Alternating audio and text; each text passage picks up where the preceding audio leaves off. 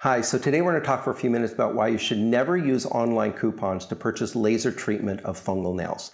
First of all, fungal nail will look something like this. It'll be yellowed and thickened, but fungus is not by any means the only cause of thickened and discolored nails. There's actually a lot of different causes. So at least 30 to 50% of the patients that come into our office looking for treatment of fungal nails, it turns out they do not have nail fungus. So the last thing you want to do is to purchase treatment ahead of time. I think it's actually somewhat unethical to ask patients to pay for medical treatment prior to getting a diagnosis. In fact, we don't like to treat this problem until we have a true diagnosis. And the only way to really do that is to take a sample of the nail and send it into a lab and make sure that it is fungus.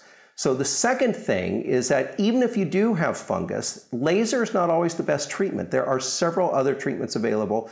And for most patients, laser is not the most effective treatment. It may be the best treatment because they're not good candidates for the other treatments.